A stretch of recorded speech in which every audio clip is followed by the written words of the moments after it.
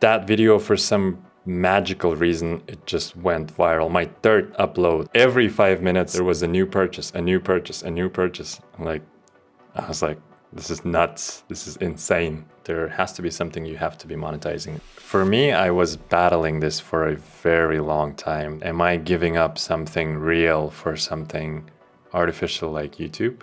Something real as in like a commercial directing career. In this podcast, I'm speaking to Nur. For those of you who don't know Nur, he is an incredible director. He's worked for brands such as Coke, Samsung, and he has recently, or should I say for the past few years, he's made the transition from a commercial director to becoming now what I would categorize as a YouTuber and entrepreneur. And in this talk, we cover a bunch of things, from why he made that decision to go from a director to YouTube, why he relocated from Kazakhstan to Bangkok, and the insights into why Nur is making the decisions he does. Enjoy the podcast. How are you doing?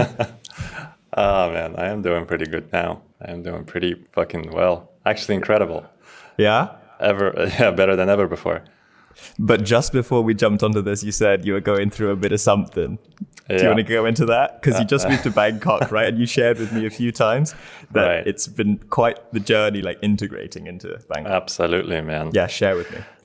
I mean, to anybody who has ever tried relocating to a new place, especially if it's not like a neighboring country or a neighboring city, it's just an entirely different part of the world. They'll probably be able to tell you that it takes a bit of effort to get adapted, and that is something that I was going through. And especially considering I haven't moved in just by myself. I brought my family here, my daughter and my wife, and that makes it slightly more complicated. And I had to make them feel all right at home. I had to make them feel comfortable.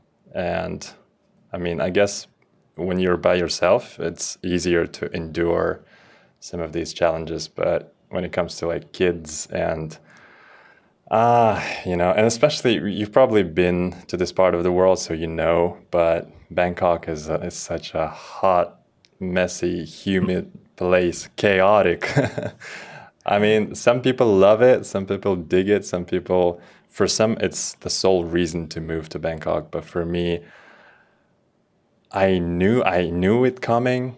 I could see it coming, but I just did not fully realize the effect it's going to have on the relationship.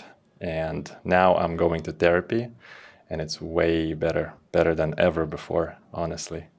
Yeah, nice. Yeah. Can you share, or would you be open to share, a few details into why it's been so hectic? So we know as to why these small nuanced things that you're going through. Of course. No, of course. So originally I am from Kazakhstan, and our education system is something we've probably been spoiled with. It's super cheap, and a lot of the schools are really great. And the education system is slightly different in the sense that the kids are taught technical skills way more than they are taught soft skills. And that is something we look for whenever we take our kids to school, because all of the soft skills is something we expect parents to take care of. But here is a bit different in the sense that there's a lot more focus on soft skills, like being communicative and stuff like that, which is great if you look at it from that perspective. But also when you dig deeper into the detail, at least when it came to the school we brought our kid to, it's an international school. It is a bit on the pricey side. And so the expectations were up there, and it didn't meet, I guess, our expectations in a way that we were hoping. So simple things. I'm not saying this is something extraordinarily weird, different to everybody else's situation. I'm not a special snowflake of some sort, but just these simple things, paying for your utility bills, just figuring out that part. Such such a mission to accomplish. Yeah. But yeah. Yeah, I can imagine, like, when I moved to Germany 4 years ago, I was also I would say it's still a Germanic, the language is still similar to English. So I can kind of see there's a few words that are similar. But like in Thailand, it's probably completely different. Yeah, absolutely different. Are you using Google Translate on the phone? Like just like taking a photo and translating all your documents? Because that's what I do here still. I'm actually studying Thai language, which I'm very glad that I started. But also, I have to be very thankful for this country for it being so welcoming to foreigners, because most everybody speaks some basic form of English. Whenever you go to your neighborhood shop, grocery shopping, like everybody's so kind, so warm, so welcoming, and they'll try to accommodate you. They'll try to talk to you in English because they obviously see that you're not from here. But yeah, I'm not trying to take advantage of that, and that's why I feel like it's fair for me to learn some Thai language. Yeah, no, that makes sense. Yeah, it's a bit the opposite here. Well, similar in Berlin, a lot of people speaking a lot of English, but they're not kind and welcoming when you go into the store. Hey, so speaking of, like, with Bangkok, so you were living in Kazakhstan before. You were based in Kazakhstan. Right. In which city? Almaty. Okay, in Almaty. What made you decide? Because I was just seeing this from the outside, so maybe it was different on the inside perspective. But I was looking at you from the outside on YouTube. You're directing these insane commercials, Coke, Samsung, all these big clients, and you're crushing it in Kazakhstan. And what made you decide, you know what, I'm going to move to Bangkok? Well, first of all, thank you. But the move was motivated by a lot of internal struggles that I experienced living in Almaty. Like, I was born in Kazakhstan. I wasn't like raised in Almaty. And that city to me has always been sort of like a foreign city. It wasn't ever like, I never had that feeling of a hometown. But that's also partially due to the fact that I was moving so much as a kid with my parents. When I was 16, I actually moved to Shanghai. I enrolled to the college over there. I started learning marketing. It was a business school. So for everyone wondering, I never went to film school. Okay. And so what that gave me is, most importantly, I believe it gave me access to this bustling city, Shanghai, international, westernized part of China. There's a lot of expats. There's a lot of like expat community going on. And that kind of shaped my view of the world, shaped my taste to how I like life. And I never had that. So when I graduated, if you want to go to a little bit of my backstory, then I can extend that part out. Yeah, so in Shanghai, basically, I studied marketing, and in 2013 I enrolled. 2014 I bought my first camera. I started filming all sorts of shit like time lapses, hyperlapses, this fashion lookbooks for the local businesses. And also because I was in a business school, there was a lot of like my classmates starting little brands, and so I had access to these startups. Oh, nice. Really, they were really like little tests for these beginner entrepreneurs. But I also could sense that there's a lot of like demand in 2015. Also, when Instagram just launched their this little 15-second videos, that feature, I could sense that there's a lot of demand towards that type of service, like videography service, but there wasn't a lot of people providing that, especially at a lower rate, like I did being a student. But how much were you charging for these videos? Oh man, nothing basically. Yeah, like 500, 600 yuan, which translates into maybe $90, $80, $100. Better than me, bro. I was charging 30 pounds for like a recap. Video? For like a recap, sweaty drum and bass event recap video, dude. I was just happy someone was giving me some money. So bro, 90, if I was having 90, amazing. Sounds great. Okay, carry on. So that happened, and I have started slowly building up a portfolio. Not really a portfolio, but do you remember this guy, Buff Nerds Media, Jacob Owens? Yeah, I listen to his stuff still. He's crushing it. Right. But back then he was like absolutely everywhere on YouTube. Like the guy was viral, like going very strong back then. And I remember I was like religiously following his advice. Like you have to be turning yourself into a brand. You have to like run your Instagram as these, millionaire brands do. I was like, well, all right, let me try it out. I was curating my Instagram page even back then, and only like showing up videos or posting videos that are pretty. So I was very visual since the very beginning, I think. And that's when people started reaching out with other, like the real brands already at that point, the local Chinese, Shanghainese, and also like foreign brands that have offices and reps in China. They also were reaching out, and I was collaborating with them. That's how I've been able to like build up a bit of a portfolio that I was, I guess, not ashamed to present. Crazy. When I graduated and then went back home. But how did you learn? Like, About how did what? you learn all your stuff, all the film stuff? Oh, okay. That was a lot of YouTube, a lot of Film Riot, a lot of that Jacob Owens guy. Did you have friends around making videos also? Were you like filming? The common joke is that you're filming flowers. Yeah. You always take a photo of a flower. Yeah, It's yeah, like your yeah. first photo. Right. I did.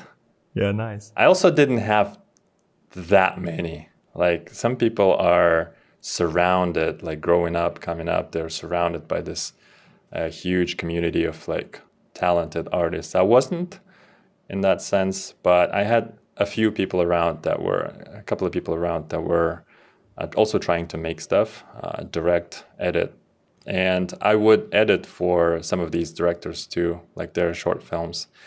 Not to say they were like some crazy festival short films or whatever, but like I feel like that gave me a bit of practice to just hone the skill. I guess that was all good. That was like, I don't know. In the moment, it seemed like I wasn't sure about committing full time to this thing, but looking back, it's super easy to see where it starts and where it ends. I was going to ask, because looking back on it, when you see how you adopted like video, what made you attracted to like doing video in the first place? Why was it not photos so much? That is the question that I have never asked myself. Now's your time, bro. Here, live on this podcast, streamed to exactly 3 people. Let me come up with something pretentious. But no, being completely honest, I think I felt to be okay. I'll be very honest with you. I think it required a bit more effort that not everyone was gonna endure, and a lot of people were okay with like making photos, like taking photos. Okay, so you mean the barrier to entry was like higher for video? Yeah. Okay. In terms of effort, like a lot of people were naturally good at like taking good compositions, taking good photos, like identifying good colors, but not everybody was like patient enough to go through the hell of editing. Right, graphic design, you have to learn all these things, music, how to sync to beat, and then you have to unlearn how to not sync to beat, all these things. But yeah, and then it made me feel like a bit more unique in that sense. That a lot of the people were as a hobby doing photography, but not a lot of people were doing videography as a hobby. What kind of what kind of videos were you filming? Like you said, straight kind of, there's this gap in the market. You see that there's some like brands to be making. Like that sounds like very tactical already, dude. Like when I was starting out, I was not thinking like that. I was just like, oh, nice, there's a sunset, I'm going to film that. And then like, oh, I'm going on a walk, let me film my feet walking through grass. And then I'd make like an edit and I'm like, cool. I didn't think like, oh, there's a gap in the market. Like, is this like, you've always been quite tactical with the approach, would you say? Or was it more but that you fell into it like this? No, again, like looking back at it, it's easy to identify the exact steps that I took. But in the moment, it was all fucking hectic. It was all chaotic. I didn't know what the fuck I was doing. It's just, I really liked fashion. I really liked these cool edits and like mixed media and like, you know, experimental shit that was like very, very popular in the Vimeo staff big days. So that was where I was drawing a lot of my inspiration from. Also, some of the art scene in Shanghai was, I guess, one of the most vibrant in that region. And so because I was also trying to visit these museums and art exhibitions, I was also exposed to that kind of experimentation. So that was something that I was trying to always replicate in my own work. And it just so happens that corporate clients and clients that are like in the serious business suits, you know, they don't like that. But like fashion brands are more open to that type of experimentation. So that's where I found my my client that would pay me. And so going back to your question, when I built that portfolio up and then I went back home, Kazakhstan, I did not, man, it felt weird to go back home. How long had you been in Shanghai? 6 years. Oh, crazy. Wow. And it's not like 6 years when you're 25 is different, but when you're 16, it's it's the tail end of your teenage years, and it's the beginning of your adult life. And so it had a huge impact on my psyche. And then when I went back home, it was this reverse culture shock. And so I had to relearn the ways, relearn how to communicate to the locals, relearn some of the cultural intricacies. Can you give me an example? And so Kazakhstan is, just for the context, is a very interesting blend of a lot of different cultures coming into this weird mix of 18 million people. So the country is the 9th largest country in the world, but there's only 18 million people. And so there's a lot of vast lands, and people are, they're very territorial. Mm-hmm. A lot of it also comes from our nomadic, I guess, background. Mm-hmm. And so if you are out of the median, if you're falling out of the median, then you are a danger, you are a threat to society, to the stability of the society, and then you have to be eliminated. And in that sense, everybody who thinks slightly different from the mass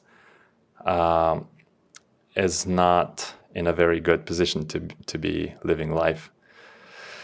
So I'm not, look, man, I'm not trying to bash my own country, but those are the experiences that I had to go through, and I never felt comfortable with that as a background that I had to experience day in and day out. And so I never felt like I wanted to be like based off of Kazakhstan. Like I really wanted to represent that country. I really wanted to make that dent. And if you look at the younger generation in Kazakhstan, it's super interesting how they are rebels. They are, a lot of them are trying to break these societal norms that have been introduced to us in the Soviet era. But like right now, the art scene is also going strong, and that is something that I've been able to enjoy a lot. That's how I guess I made all this network back home. That's how I built all these portfolio pieces that I have on my Vimeo or my website now. But man, like outside of that bubble of artists, of filmmakers, of photographers, like the general mass is, I never felt like at home. So that's why I wanted to like move somewhere else all the time. Like I've been there for 6 years also, 6 years in Shanghai, 6 years in Almaty. But I like every day I woke up, I was like, something is not right. Like this is not where I want to be. And I was always constantly looking at West. I was always like looking at the US, the Canada as a backup, sorry. but man, like, then in February this year, I visited Bangkok just for the fun with my editor back then. And we've been here for like 3 weeks and I fell in love with this place. Like with the people, like I said, like I never felt like I traveled quite a few countries, but like I never felt so at home from day one till the very last day. And I don't know, it just immediately clicked with me that this is the place that I need to try it out. So and then I started sharing that experiences, sharing that impression with my wife, and she was like, well, sounds fucking perfect, let's do it. Had she gone out to Bangkok before though? No. No way. Okay, that's right. wild. And she just moved with you, like just without going. Yeah. Holy shit. Okay, that's crazy. She has a lot of trust in you. It takes a lot of trust, that's for sure. I'm very thankful that she's loyal in that way. That's insane. I can totally relate, dude, to this not feeling at home in your supposedly home country. I came from the UK. I'm sort of spent a lot of time in Southeast Asia. My mom's Malaysian. And I always felt like, wow, I feel more at home out in Southeast Asia. Similar kind of vibe, I guess, to Thailand and Malaysia. A little bit different. Predominantly Muslim in Malaysia. Right. But I always felt in the UK, I was just like, I want to get out of here. At school, I was always just like, something's missing. And I haven't been in the UK for the past 6 years or 7 years. And I was always traveling around as well, bro. And I wonder what it is. Why do you think it is that because we had this conversation last time. For people who don't know, I spoke to Nur before this. So we mentioned that you have this thought that if you could live forever, you would just travel to different countries and just live in them. Where do you think this comes from, this like curiosity? I'm from Kazakhstan, right? My ancestors are nomads. Yeah, okay. No, there it is. With aeroplanes. Right. Now you've got the airplane, you're just one-upping them. Right. And then soon you're going to hit up Elon and you're going to head to Mars, dude. Exactly. No, but honestly saying, I think being exposed to so many expats living that life in Shanghai so early on, to me, it was life-changing in the sense that all of them weren't living in their supposed hometowns, but they were finding so much peace and fulfillment living this expat life in Shanghai. And I was just a student, so I wasn't like working or had all the privileges these people had, but like I always wondered, like, what's it like to be experiencing this away from your family, from your relatives. So how are you finding it in Bangkok now that you've been there for how long?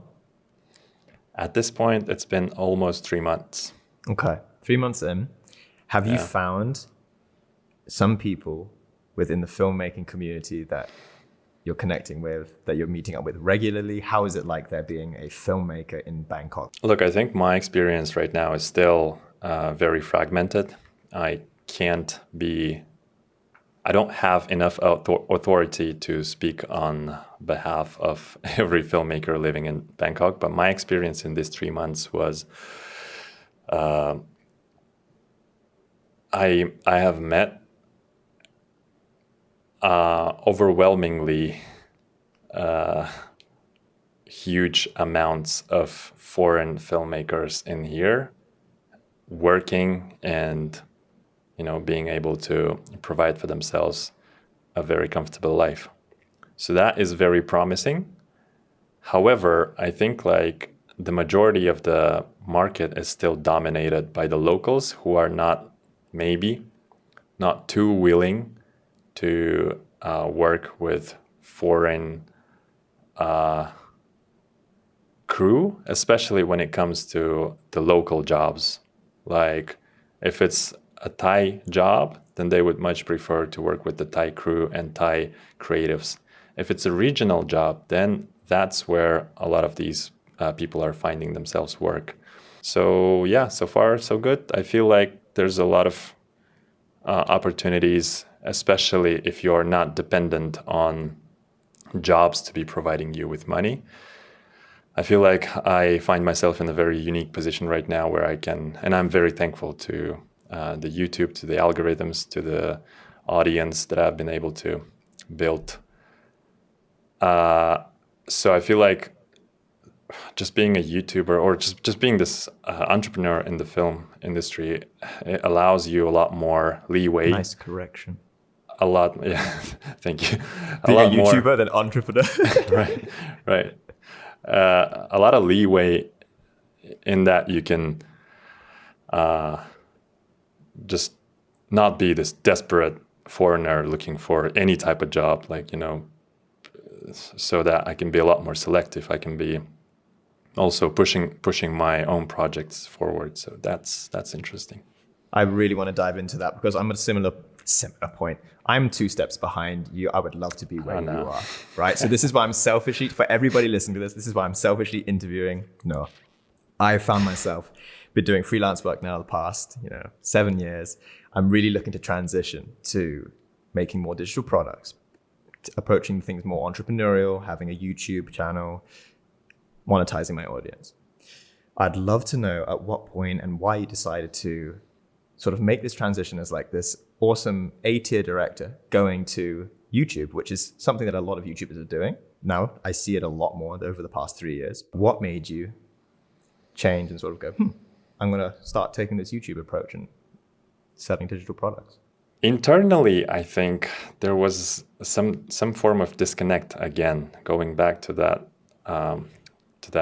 background of mine. Being in Kazakhstan, I never felt like I wanted to stay there. So I wanted to reach some type of geographical freedom in that sense. So I wanted to be able to work outside of my own country.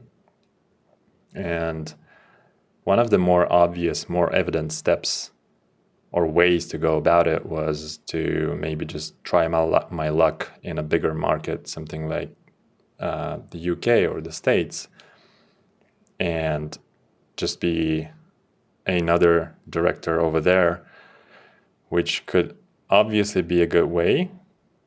A lot of it also depends on a bit of luck and a bit of a timing, but I wanted to be more sure. I wanted to be more confident that if I go somewhere, it's going to work. Also, I guess part of the reason for that was the fact that I had a daughter already at that point. So I started to make these YouTube videos on my previous channel that I started maybe a year and a half prior to my main channel that is Nur Niaz right now. So that was my first channel, and I started it in Russian language, catering for the Russian audience. Similar content, similar idea, just breaking down my projects, just like, basically breaking it down to a formula that anyone could just copy and paste and replicate and, be motivated enough to just believe in themselves and go and build their own careers. Was that with the intention to get more clients, or was that to like externalize your process to be like, hey, like this is how I'm working, like this is to show my process, or was it more to like the latter? Yeah. Okay. The idea was to just do that and maybe just have a bit more income streams. Like I was hoping for some form of monetization, some form of maybe paid partnerships and stuff of that nature. But what I did not know or did not foresee is the fact that the directing niche is so narrow, and then by narrowing it down to like just Russian language was also maybe too much of a niching down. So that channel never took off. It was stagnant at like 1,000 subscribers, and that's the Which most is still I could, decent. I guess. But I guess. not you can't monetize on 1,000 like to have a good profitable business. I mean, maybe you could. Depends yeah, what you're selling. I guess it really depends on your goals. I think for me it wasn't sufficient because I was going a year and a half just uploading consistently, following all the YouTube advice that you could get from the internet, implementing everything that I could learn about the SEO, about the hashtags, about everything. Very loyal fan base, but just too few to be able to sustain myself or for it to make sense for me to just continue. And then I met another guy. Then the war in Ukraine started and a lot of Russian people started fleeing their country. And the obvious destination for them was Kazakhstan, because it was the only country that was staying neutral in that conflict. And it was the only country that was still open to Russian passport holders. So a lot of them came, and I will be very, maybe it's rude to say flooded, but it felt like it. They flooded the market. There were definitely more Russian directors at the time than there were local directors. So they were absolutely dropping the prices down to the floor. Crazy. And so that was the perfect timing for me to just be fed up so much with directing, but also the fact that it's gotten so much more difficult to win jobs. You cannot blame them because, well, they had nowhere to go and they had to sustain themselves too. They have to somehow survive, right? When that happened, I was struggling. I'll be honest, I was very, very struggling financially, very badly. That was the first year I was a parent, a first-time dad, and all of that kind of started like layering on top of each other. So I had to just try out something. And prior to that point, I never felt like an adult. Like I never really felt like a grown-up. Like I was blaming all the external circumstances. I was always finding, excuses to not do something or start something or try out something. And then I was like, enough is enough. Let me just try this for like 6 months and see where it takes me. Interesting. That's when you gave yourself like sort of 6 months. That was the idea. So wait, this was after you tried the year and a half of This was after, yeah. Okay.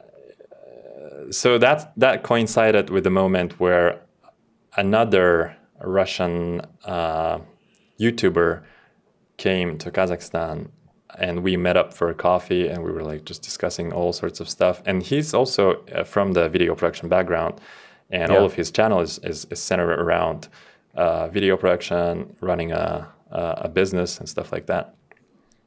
And he was like, "Do you speak English?" I was like, "Yeah." I was like, "Then why the fuck are you not making this in English, right?" Yeah. And I was like, "Well, maybe I should try it out. I don't know. Like, I'm not that, like, it's not my mother tongue, so I'm not that natural in operating this English language." But he was like, "Yeah, try it out and see." So that was the advice coming from a guy who had 500,000 subscribers. Great. Who was running a Russian language YouTube channel, and he was like, "Dude, this does not make sense. If I could speak English, I would just start it over in English. Because of the market, like just more people. Right. There's a lot more monetization opportunities too. A lot more, like a wider selection of brands to collaborate with. So he was like, that's the advice I give you. Like, just try it. I was like, Crazy. okay, sir, I will. And I went in, started making videos. First video was just the intro to the channel, if you've ever checked that, where I'm driving a car. I haven't actually. Time to go back into the to the past. To the backlog, yeah. Sure.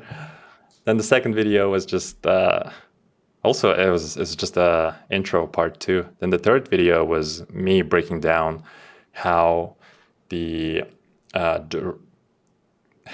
commercials market work, how I make money as a director, and how it all comes down to like pitching clients, working with ad agencies, production companies. And that's where I also plugged my treatment template, treatment writing ebook for the first time.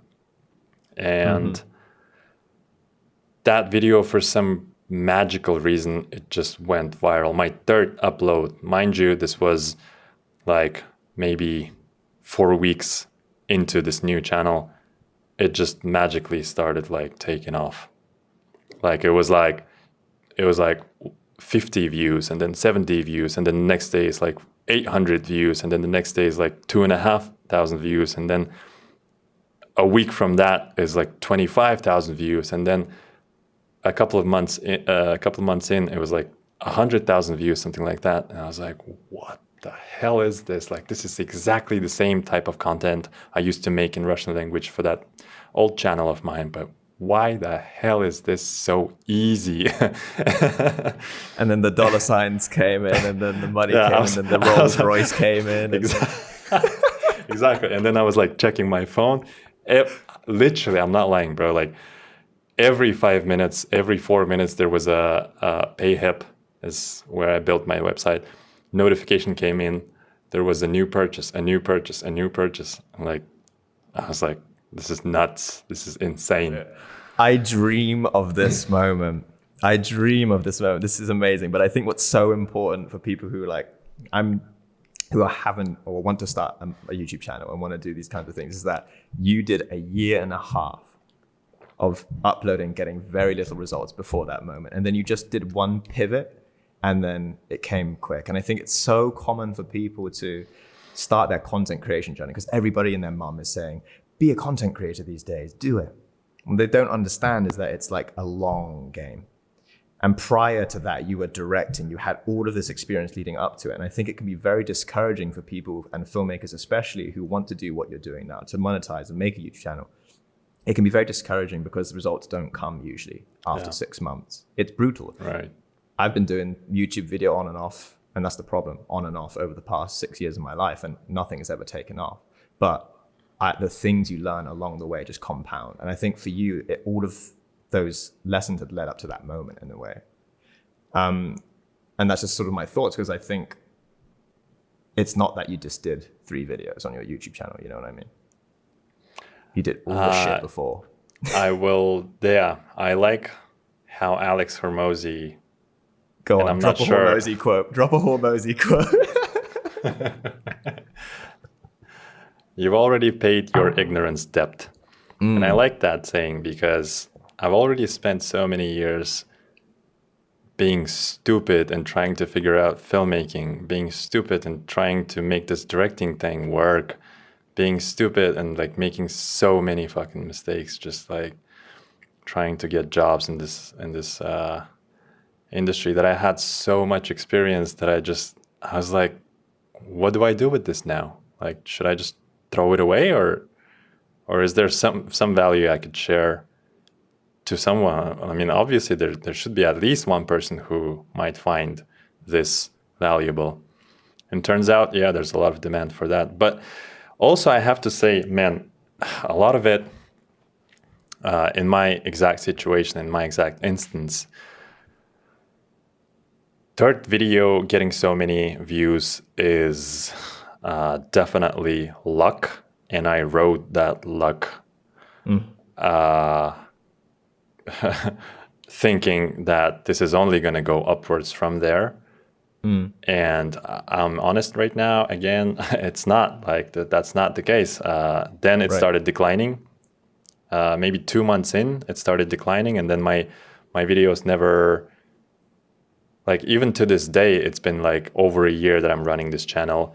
Even to this day, none of my videos, or actually one of my videos surpassed that. But then out of 70 or something videos that I've uploaded, only 2 videos are outliers, extreme outliers. But on average, I'm only getting like 3,500, 4,000 views. Considering I have like almost 40,000 subscribers at this moment, and I am still trying to be somewhat consistent. And there's a lot of things that I had to learn along the way, even with the second channel. And mind you, like I did run a different channel for a year and a half.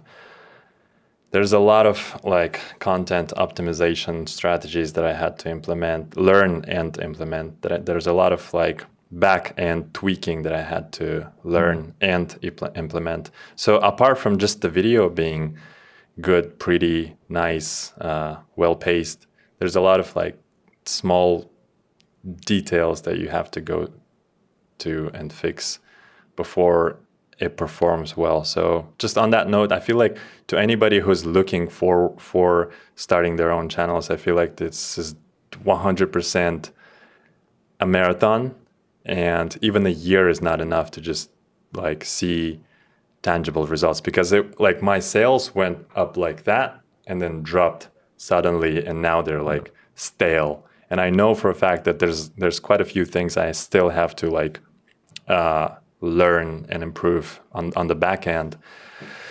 So yeah, it's never easy, man. It's a long game for sure. For sure, man. And I think there's just like two lessons, very big lessons there in terms of content creation and monetizing with like digital products. I think there's sort of seasonalities to it, and also you can never control what the algorithm gods are going to do. So like you got that kind of percentage that you share, that 2 videos are outliers, the rest of them are kind of doing 4,000 views. I think it's that kind of, people share this like 80-20 rule, right? That 80% of your views will come from 20% of your content that you share, or results. That could be applied to lots of things in life, but I think it's really interesting to see how you just have these 2 videos that did pull in, and the first one especially, that pulled in a lot of this sort of cash and results. And then the rest of them are potentially, though, still supporting that video, right? Because it's still also, it's maybe not as direct, the content you're making, but it's still building into the brand that is Nur, and creating authority and doing all these other things that are perhaps higher top of funnel things. And then maybe when they get to that video, they're like, oh, I trust this guy. But I was going to ask you, that's something that's a lot of people don't do when they first start out, is that they have a product in place before that video hits. Can you share with me your thoughts behind, making that product and then, basically putting it onto the internet? How did you learn that? And So remember I mentioned this guy who had 500,000 subscribers. He told me, what's the intention behind it? Do you just want to do it therapeutically, like for yourself? Or do you want it to be sort of like a career for you? And I said career, obviously. And he was like, there has to be something you have to be monetizing apart from the YouTube's official AdSense thing. And I was like, well, okay, I'll come back to you with my, let me just digest this information now. And I came back to him with an idea that I wanted to share all of my pitching and sort of like treatment writing, client pitching, agency work experience into easy to consume, easy to digest type of form. He was like, how about an ebook? I was like, all right, yeah, cool. That's when I started writing. So even before uploading my first video on the new channel, I already started writing the ebook. It took me, I think, maybe about a month to get it out there. So then I started learning about the the back end, how to build a website, how to build how to bridge that website to a payment processor. So that took time. And did you learn that off YouTube? Yeah. YouTube University, baby. And so, and I'm saying this, that's just half of the reason. I guess I have to be clear that wasn't the only intention, obviously, the money, because money was never something that I could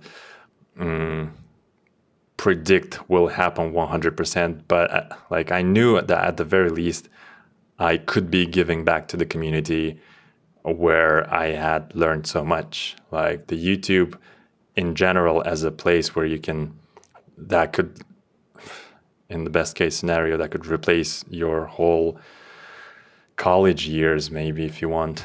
So I took so much from YouTube and I wanted to give back to the people coming in. So that was also something, the infinite game, something that could be, that I could lean on, even if the money is not coming. That could carry me through the first 12 months, 16 months, 18 months of not having any income from that resource. But did you ever feel like you had imposter syndrome? Like, who am I to share this kind of stuff? Am I a good enough director to share these kind of things?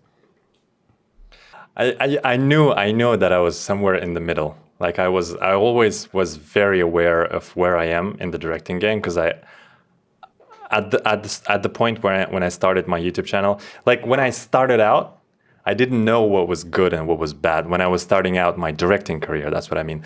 Like I knew there were people somewhere up there. I never had the chance to talk to them. I never had they were so mystical, such unicorns that I could never reach. Then, as I progressed through my career, I started meeting these people. I started like having chances to talk to them casually, to just discuss shit. And I understood that, yeah, I mean, like they're exactly the similar set of problems, similar, circumstances. A lot of them have just put in more years, more reps, basically, more time into their craft, and that's why they're where they are right now. But the underlying truth to that is that I had not put that much time as somebody like Salomon Lichtelm, for example, or Ian Pons Jewell did into their careers, obviously. And I'm not even at that age, right? So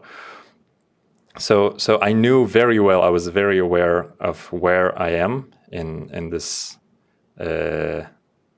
hierarchy of directors. But I also knew that there's a lot of people who have just started like yesterday and they want to learn, and I can definitely provide some information, some value to them for sure. So imposter syndrome as such, I don't think I've ever experienced that with YouTube, but I knew I was always very aware, and I was always trying to be clear about this, that I'm not this top 1% director. Clearly, I'm not. So, yeah. I am so thankful and grateful for the fact that my first channel never took off right now. I'm just realizing that in real time, and I'm sharing it in real time. Man, I'm imagining now if that first channel would have taken off with the third upload, that's when this feeling of inadequacy would have just destroyed me back then. And I'm so glad that I had all these, years in the making, all these years when nobody fucking knew me, nobody cared, nobody had any interest in what I had to say, that I kept on building, kept on learning, kept on experiencing, failure after failure. And I am so thankful for that to happen prior to the substantial audience that I've been able to build now, because all of these failures, there's such key pillars to lean on when times are hard, when you know you've done the work, when you know you have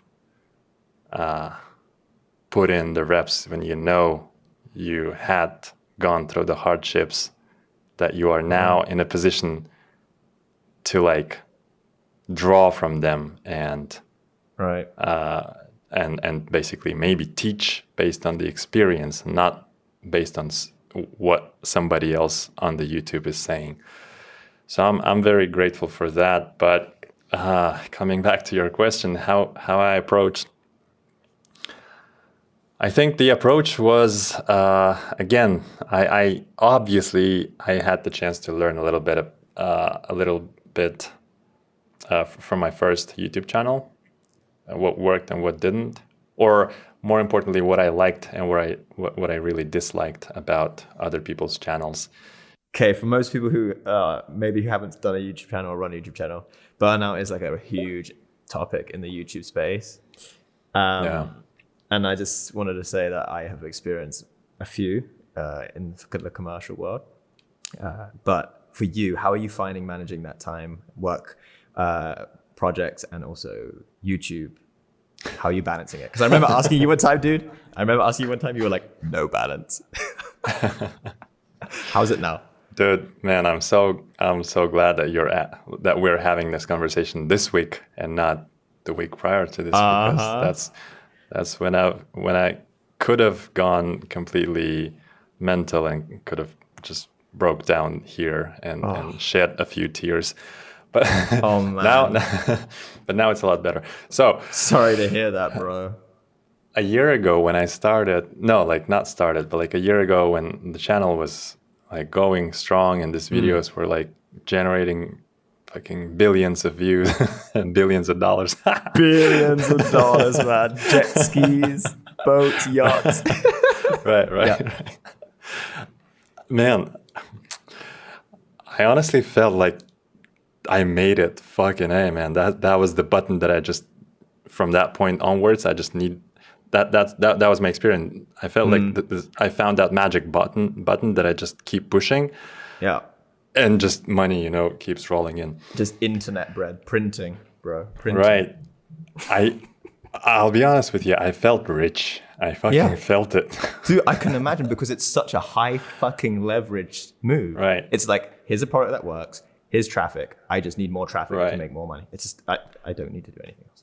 But then, all these experiments where they give a rat something, and then there's dopamine, and then they stop giving it, and then the rats are like going insane, like, what the fuck is this thing? So this is what happened to me then. For some reason, the views dropped, everything dropped, and my Instagram wasn't going too well. My Instagram ads, the paid ads, weren't going too well too, so I needed to figure that out. And I was spending money to... you were running paid ads. Right. Wild. Okay. So, and then I stopped doing paid ads altogether, because I was losing more money than I was making out of it. With an ad agency, or did you do that by yourself? No, I just did it by myself. No. Dude, that's brave. But so... Amazing. At that point, I was like, why? Like, why do you give me, like, universe? Why are you giving me this and then taking it back from me? So that was a learning curve too. So I had to go through all of that new challenge, and I'm very grateful. Like I'm very thankful that that's the challenge that I had to go through, rather than like some other shit that I had to go through prior to that in my life. But yeah, so when money all of a sudden stopped going in such volumes, I was very worried, and having listened to all these hustle culture mindset people, I was like, well, I guess I need to double down. If this was working for me, and this is what gave me all this confidence, then I have to just pour more of myself into this and pause everything else in my life, just like just abandon for a moment and then come back to family, for example. And that's where I've started experiencing so many points of conflict with my wife, with my parents weren't really seeing the full entire picture, so interesting. It wasn't like, are they more traditional? The parents are, yeah.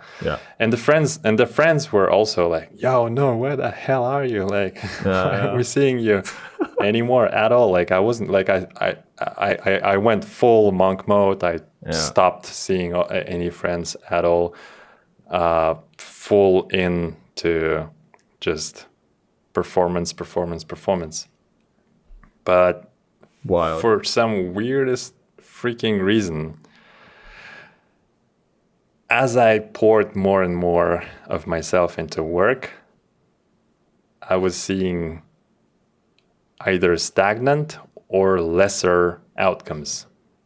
I completely and I was like, relate. Weird. Like, I completely relate. There has to be something more to it. Like, am I doing something wrong? No, I'm playing by the book, right? But like what all these people are saying, preaching on the internet. But it didn't work. Yeah. So I guess the climax of that transitional period for me was about exactly maybe 2 weeks ago, or 2 weeks, 1 month ago. That's when everything came crashing down. And I was like, where am I? Why am I in Bangkok? Why have I brought my family here? What should I do from now onwards? I don't really want to be like in this desperate position to be looking for commercials. I actually don't really enjoy doing commercials as a job that provides you income.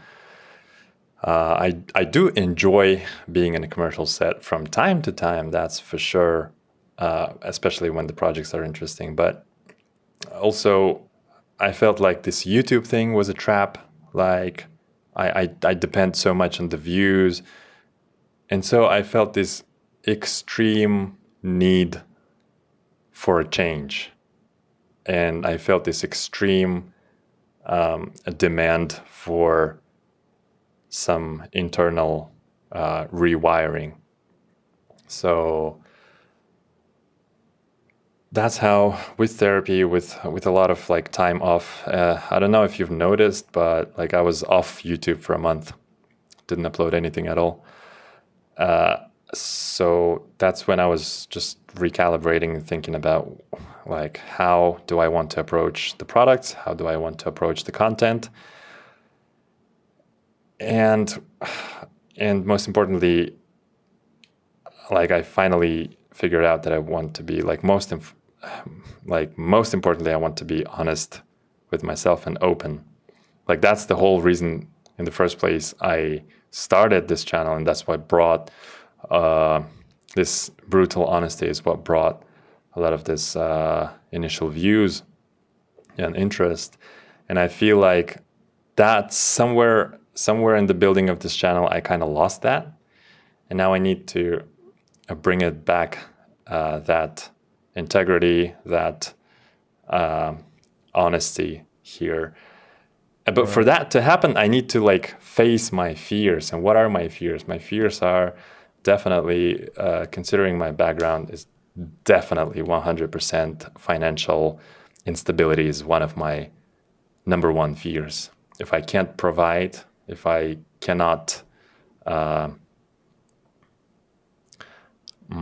be this breadwinner in how our family structure is set up, then I might lose love.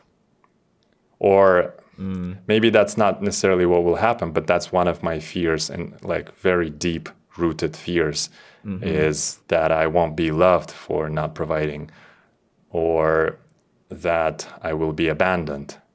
And that loneliness is another probably fear, a deep-rooted fear, and a very natural one for most people, I guess. For sure. So yeah, dude, thanks for being so vulnerable and sharing that. It's tough to firstly become aware of these things, and it's tough to also share that. So I really appreciate that. So I needed to first and foremost like sit quietly with those face to face, and I needed to admit that I actually have these fears, because everything prior to that moment was like, no, shit, fuck no, like I don't need, like, are you kidding me? I can go full in on YouTube. I don't need the love. I don't need the attention. I don't need I don't know, like this support system at home. Like I can just fucking crush it outside of home and do well for myself and be self-sufficient. But turns out, if I'm being 100% honest with me, that's not the case. And I need the family. I need the love, and I need all that warmth that it provides. Yeah, dude, I think that's really, that's a lot, like, to realize, especially with so much going on your side. I really feel like so many creators are very, very, very creative and awesome people, and they do have similar sort of problems. I know that I can relate to that 100%, what you're going through, especially with the money, the financial thing, stability, and something that I work through a lot. And thank goodness my girlfriend is very also supportive, and she's actually a psychological advisor and coach for these kinds of things. But she doesn't coach me because that's not healthy. But I completely get you. And I think you can go on and just crush it, as you say, rack $500,000, get whatever revenue number you want. I have friends who have done this, but there's still this little void. There's still this little question, this feeling of unsafety because of, you know, perhaps childhood trauma, perhaps of the beliefs that we still hold. And I think this is so important to share with a lot of creative people in our industry and in advertisement. I think it's this very reactive, very high stress environment at times where you put and you throw all of these things, family, friends, time for yourself, out of the window. And then you put the job first because, one, the pay's great when it comes, and the pay's, two, inconsistent. So you got to take it while it's running. How have you navigated that in the past? Have you felt like you make time for yourself, or is it just like you're just putting your head down and then you take a month off? How do you sort of approach this? I think what also does not help is how all these business influencers are promoting this unbalance towards work as something romanticized, as something to be proud of, as something to be noble for. Yeah. And I feel like obviously a lot of them have, and I'm avoiding the word that you just mentioned, because I know that deep down they know. But I know that for the audience, for the new audience of theirs to keep coming, they have to be pushing that agenda forward, because that helps. I know I have experienced that firsthand. Following that advice helps. That's how I have been able to be so consistent on YouTube and be uploading. Yeah. And sharing and all of that. It definitely helps. But then the next stage from there is definitely just confronting all of your fears straight up. Yeah, there's this like narrative that we can, and especially pushed by a lot of these people, where if you earn a certain amount of money, you can create a certain amount of status and create a certain amount of fulfillment in your life, where these other things such as family, friends, and relationships, tribe, don't matter. Right. Or that they're not a priority by any means. And I can kind of relate to these things, because if you do just put your head down and you focus, you can get incredible results. It's insane what you can achieve in 6 months if you just neglect those other things. But it comes back around, and it will come back around and bite you in the ass. And for me, at least, if you want to have a sort of relatively healthy lifestyle, it can be for what I deem healthy. I have a girlfriend, a partner who's pregnant now, having a kid soon. I used to do this. I used to just order food in.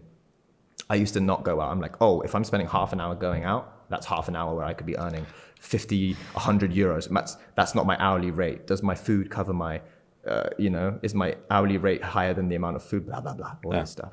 And at some point you go, you get results. But at some point you also turn into a cave troll. And you don't connect with the outside world. You don't have this balance, and these other things catch up, and your relationships might fall. And that's something I've kind of experienced from my side. I think 1,000 people will tell you 1,000 different things. So I guess the point of life, which is this super zoomed out perspective, is the fact that everybody fucking has to fight their own battles that are assigned to you, that you have to go through to learn certain lessons at certain points of your life. And it doesn't mean that me at 25 have learned this, so you at 25 years old, or like me at 30 years old have learned this, you at 30 years old have to learn this same lesson. I mean, it all comes at different times. And I feel like what's even more important is for a lot of the people, that message is resonating so well because the culture has been, it's a pendulum, right? So it's been on a different side for all these years leading up to where we are now, that everybody was like preaching balance, preaching this, taking care of yourself, being softer, being blah, blah, blah, blah, blah, all of that.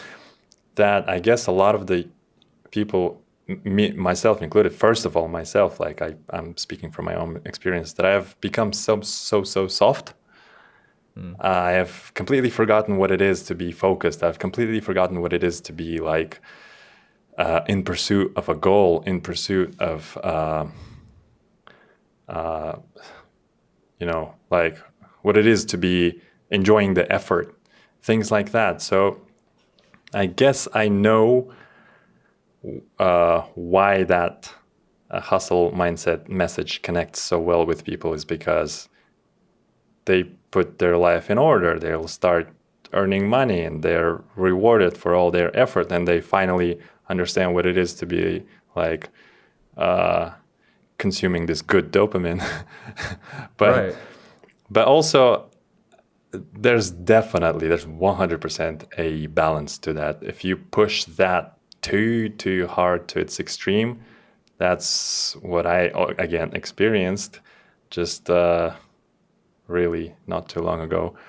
That's where everything else fucking falls apart, and that's when you get even more miserable. For sure. So. And I think it's like at some point, I can say from my experience as well, it's like at some point earning a certain amount of money to create a certain amount of security and psychological safety for your loved ones, it solves a lot of your problems. Right, yeah. Like once you're getting above 8-10K a month, life depending on where you live also. Of course. Yeah. But in Germany, for me, when I was sort of starting to hit those numbers last year, I was like, this is alleviating my stress. Right. This is alleviating my pains. The feelings and thoughts of, can I afford rent next month? Or will I? Yeah. These are going because of that amount of income. And that's lovely. But I would say personally, after that, more money doesn't really equal more happiness. Yeah. And I think the problem is that we have to be self-aware enough to find what our authentic desires are after or even before that. Because a number and a digit is great, but it's very shallow at some point. And it's like the reason why I think I'm so interested in going towards more YouTube stuff, and maybe you are, is because of geographical freedom, living life more on my terms. What do I mean by that? Having more time for myself, higher quality time with family, choosing to have a podcast with you on a Friday morning and not having to do emails and speaking to clients. I mean, I still have clients, but I'm not, they're not killing me and like breathing down my neck right now. And I think if people get really clear on what they want before letting too much guruism like intoxicate their mind, just being self-aware enough to realize, I actually really like staying in the country I live in. I don't want to be a digital nomad because I've tried that shit. I hate that shit.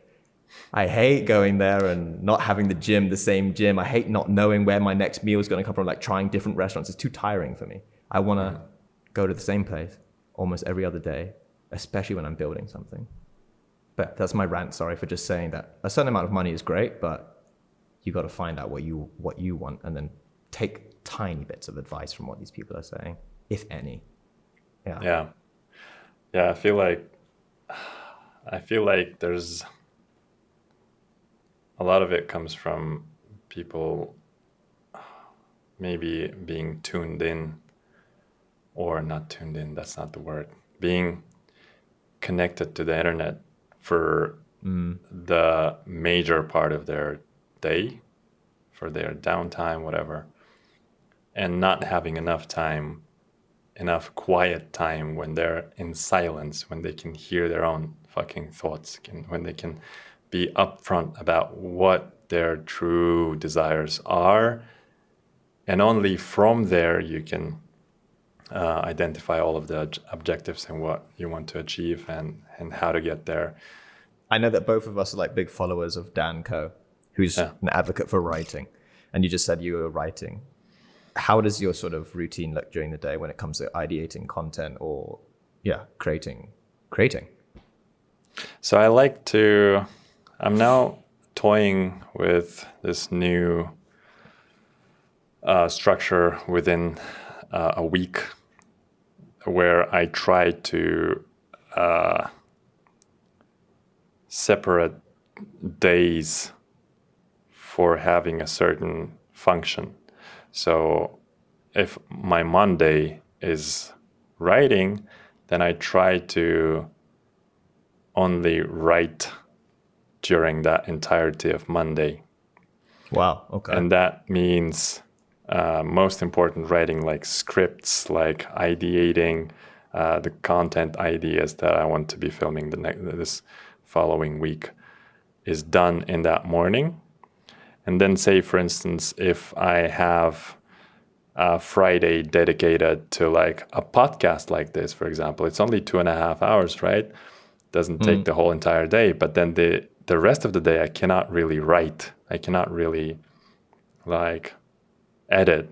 So I already have my camera set up. This is filming. I already have my sound set up. So I would rather spend the rest of that day filming or doing things that are related to this whole entire setup. So I try to group together things that are similar in their nature.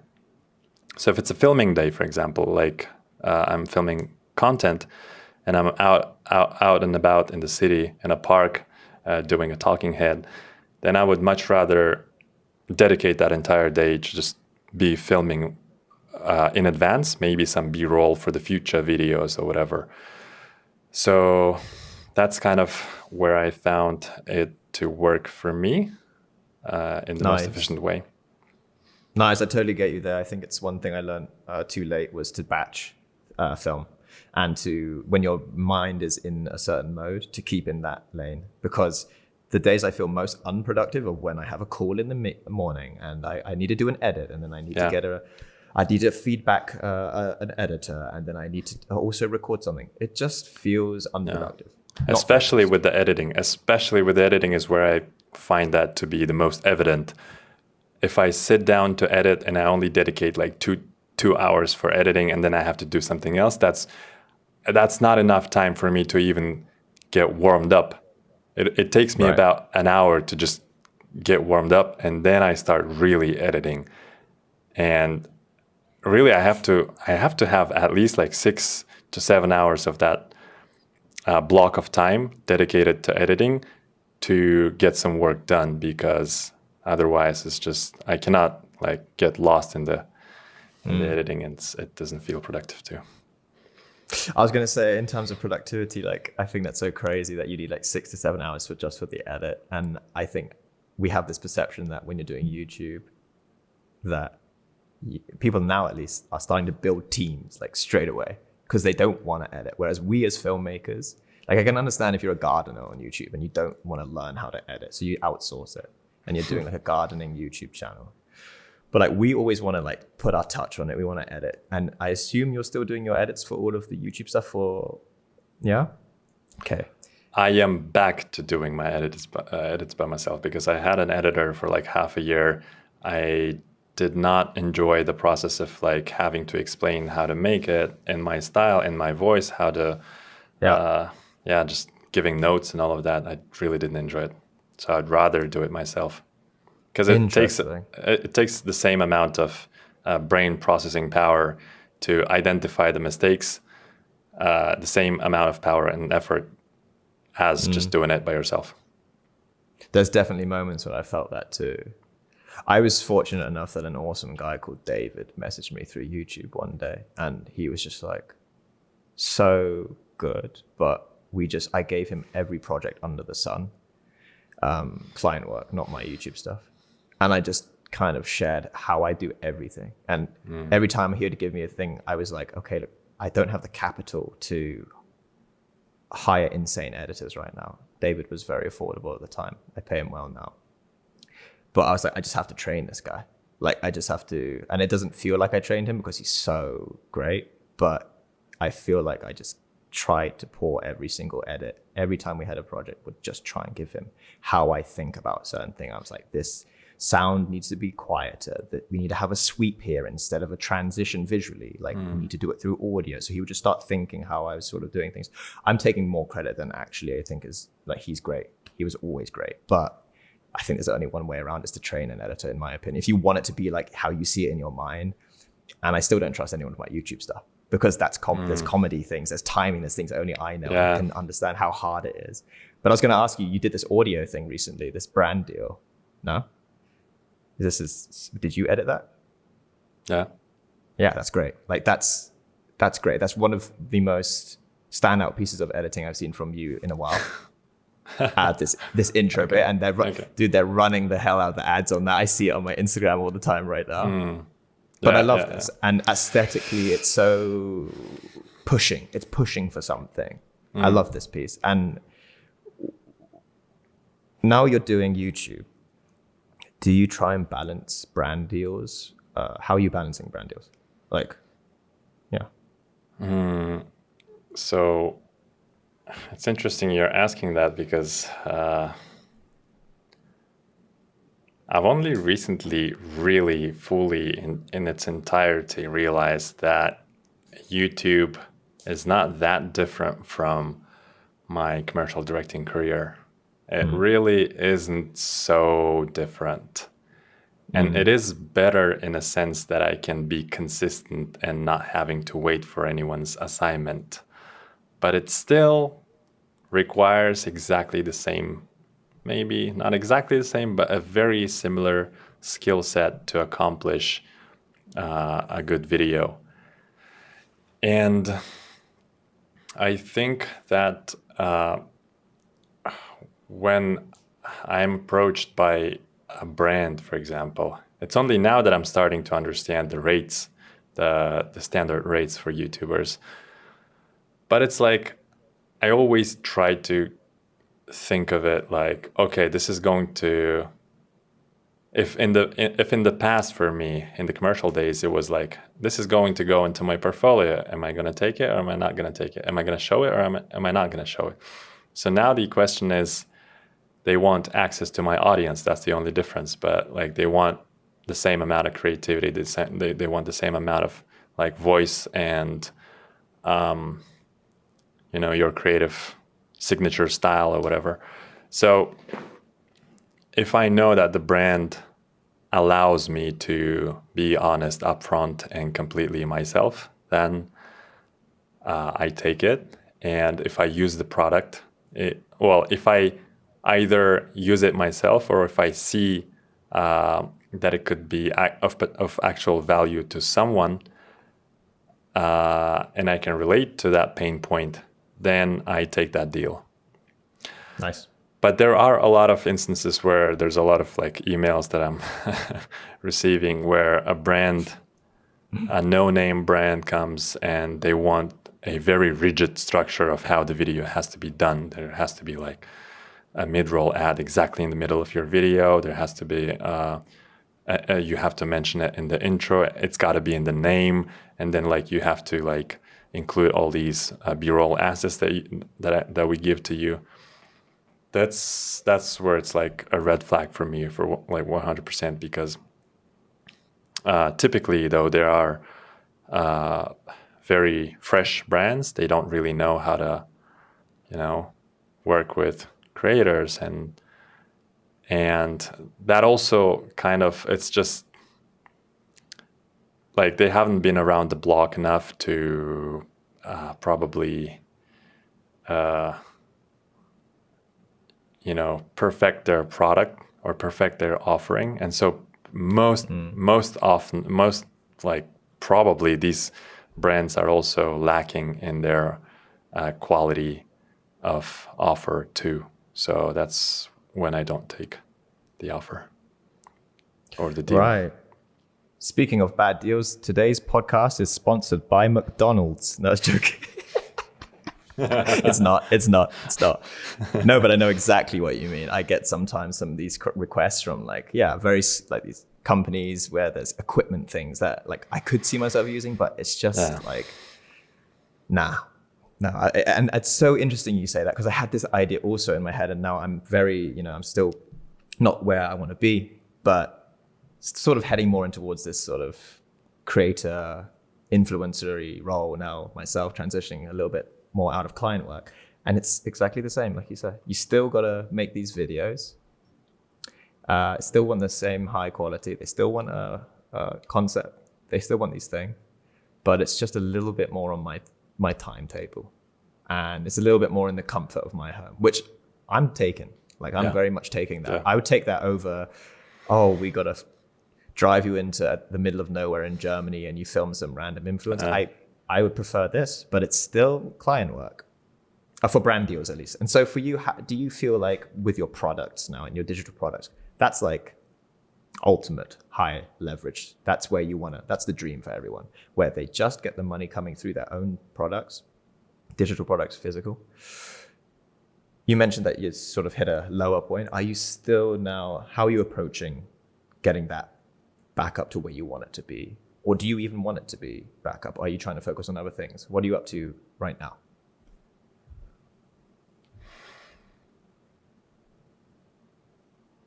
I had a thought that I'm trying to not lose.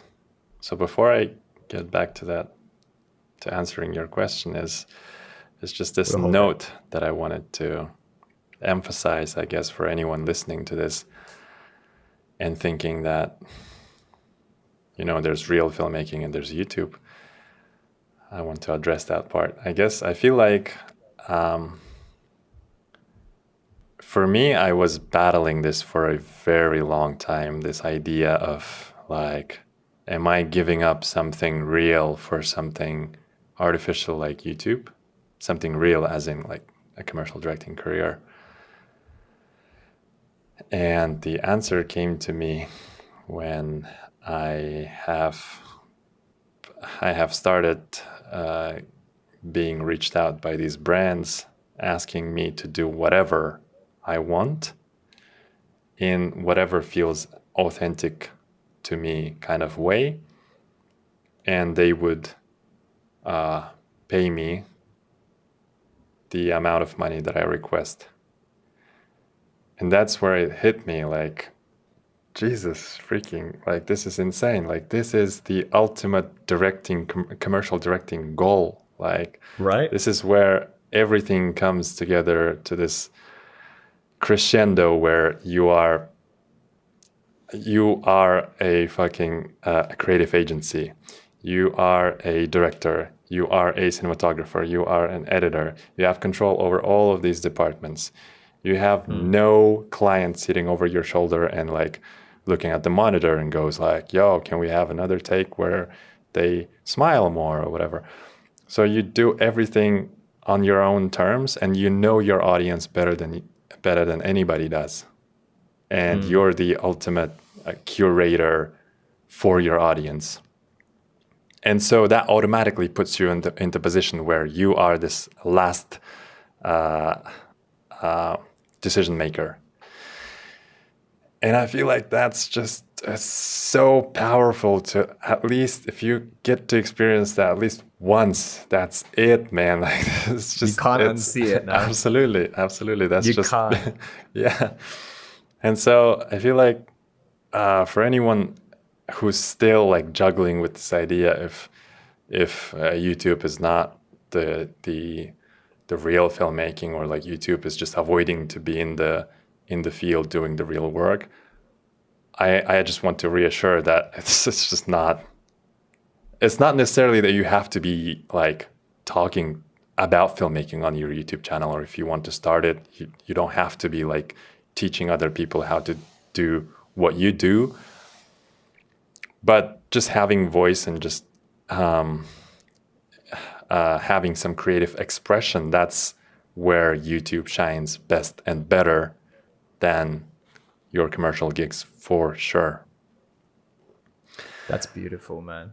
That's really something that you said. We were having this conversation last time that you were sort of stuck in between, like, am I like, you were having these doubts, right. But I'm so glad to hear that you've arrived at this thought. And it feels so encouraging to me, because I look back at the videos that I make for brands, I couldn't give a shit. I look at them, I couldn't give a shit. And when I look at the videos that I film when I'm on holiday with my girlfriend, we walk around, tripod sticks, just walking around in Bali, filming some fruit. I look back on these videos and I'm like, those are the videos that count. And they make me feel the most. When I get to do all these things, and I have had one experience with making a video, pretty much in control, in my own apartment with a brand, and you can't unsee it. It's like, why would I do anything else? And I think it's so rough, because it is this huge debate, and people look at YouTube filmmaking and they look at creators on YouTube and they're like, yeah, well, they kind of scoff at it. They're like, oh, it's not really filmmaking. He didn't have an ARI. He wasn't, with a crew. And I think it's bullshit, because it's just unimportant. It's irrelevant. It's irrelevant. You look at the views, even like if you want to go to data, look at the views. More people are on YouTube than there are on Netflix. More people doesn't mean that there's necessarily higher quality content, but people are expressing themselves in ways, making films, making feature films. Danny Gewirtz, shout out, who are funding this with their following, with other filmmakers. And to be perfectly honest, to take what was his name, the director, his quotes. He was I took his quote. He's an awesome director. I'll reference him when I remember, but he said your job is to take, as a commercial director, is to take 4 seconds of somebody's life before a YouTube video. And then it's like, so Leo Aguirre, I'm not sure how to pronounce his name, but super awesome director. And I'm like, so why would you want to take 4 seconds of their life and have something they don't want to watch when you could make the stuff that they want to watch? And so this is the thought that's going on in my head right now, where I'm starting to push more in towards writing, making my own stuff. And I'm so grateful that you shared that, because it's very inspiring for me to hear at this moment, bro. So thank you. Amen. It is important to be put into words, because a lot of us, I believe, feel that, but maybe haven't arrived at a point where they are able to verbalize it based on the experience. But I feel, and I know that for a fact, based on the experience, that is a better end goal than having a creative satisfaction from commercial directing, for sure. Are you planning on doing features or like narrative stuff? Would you want to do that at some point? So that's the interesting question. And I have been asking myself that for a long time. And I think that no. The thing is, when you call yourself a filmmaker, when you identify as a filmmaker, people expect, people have certain expectations of what your life should look like. And especially when you're out from film school, graduated film school, you have a bunch of friends from that film school that are all driven by this North Star, where they are these avant-garde filmmakers making world-renowned films, and they are featured at Cannes, and everybody's really,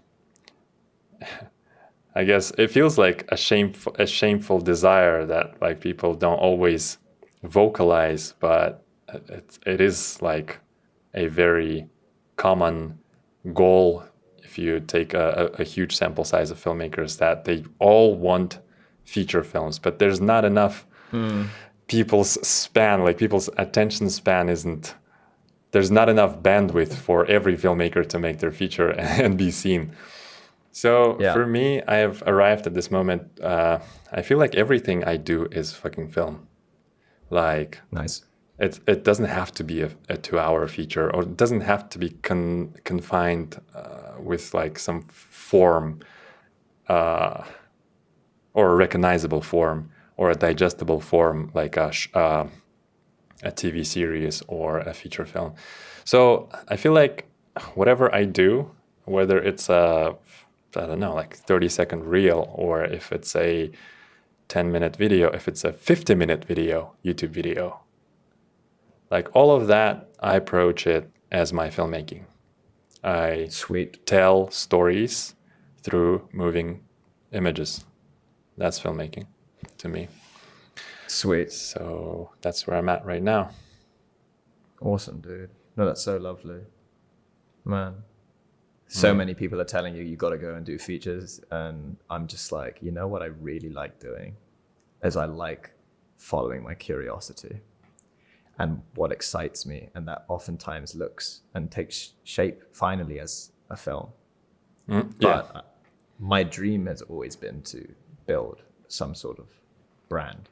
And that brand encompasses music, film, and clothes, music, or not necessarily just clothes, but yeah, it's more than just a film for me. I love the idea of having different creative outlets. My background's in music, so, and then it came towards film because film was actually something I felt I could profit and live off of.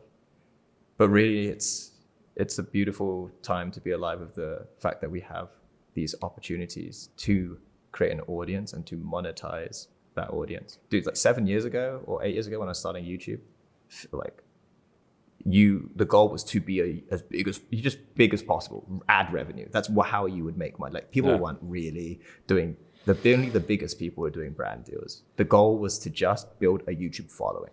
And then at some point money would come. But now we have these amazing niches, these amazing brands that want to collaborate with creators where you don't need 3 million followers to get, pay rent. Right. Yes. Exactly. You need like 30K to make a really decent living. And this creator economy is something that I'm so interested in seeing how that develops and how you can incorporate so much under one brand or one umbrella to express the different aspects of a person. Like, for example, the brand of Nur. You're into more than just filmmaking. And also, you're an incredible editor, sound designer, and you're able to do all these other things. Thank you. I take that. But it's so much more than just, this one-dimensional thing these days. You see people go from, like Mr. Beast, obviously the biggest YouTuber, go to physical products, selling chocolate bars, like selling all these other things. We can take things so many ways. And I think the hardest thing these days is actually just focusing for a bit, getting enough momentum, and then branching outwards. So is there something like you want to do with your brand and with Nur that's happening over the next few months that goes outside of brand deals? Or like, is it community? Is it meetups? Is it, tell me, what's on your mind? Where are you wanting to take this journey of yours right now? Yeah, absolutely. I feel like the thing about filmmaking is that it's an audio visual experience. And so the goal in filmmaking is to be creating an experience first and foremost. The goal with a brand building or brand making is to be making experiences available to your audience, be it audio, visual, or otherwise. And I think what's really great about building a brand is that you can build this really freaking insane experiences. Like it's been a month ago, we visited this place called Jim Thompson Museum in Bangkok. And Jim Thompson, you can Google it, look up his name, but the guy used to be a really huge entrepreneur doing business with silk. And right. I'm looking at it now. And he had a crazy ass house. It was built. It was built out of like 6 traditional Thai style houses in Bangkok by a Westerner. And now that place is a museum. And you go to a museum, you have all these guides in different languages. All these guides are like showing you all of his artwork that he's accumulated over the years. That like some of that artwork is like 3,000 years old or whatever. It's insane. This place is insane. Like this, and that's the place where he used to live. And like you start wondering, you start building all this perception of this man that used to be. And there's all sorts of like stories that the guide tells you. And then at the end of that guide, at the end of the tour, they leave you at this showroom that leads you to the shop where there's this silk under his brand name, Jim Thompson Silk. And you can go ahead and purchase it. It's not that expensive, but it's... Did you purchase some silk? I did for gifts. But like, imagine that shit. Like, imagine that experience. Like, I was so inspired and so motivated. Like, after seeing that, it was a no-brainer for me to just go ahead and pull the trigger and purchase some of these products. And that is just the perceived value of that product just went through the roof after that tour. That's when it hit me like, bro, like brand making is such a powerful storytelling tool. I think brand making is just storytelling. Right. It's just stories. It's not. A brand is It's stories. not about money. It's just these stories that you can tell through brands. It's insane how much you can achieve with that. But for me, that was a very inspiring. That was a very trajectory correcting experience. So right now I'm looking at launching a few useful products to our fellow filmmakers. I am thinking about separating this to like making a separate brand for these. So that's on the horizon. And once I achieve that, I don't really know, man. Like I'm looking forward to whatever life throws at me. I don't know. But it's definitely more about brand making than filmmaking. I'm very excited about that. Awesome, dude. And on this beautiful note, I'm gonna leave you and have a lovely day. Thank you for having a chat. Man, thanks for having me.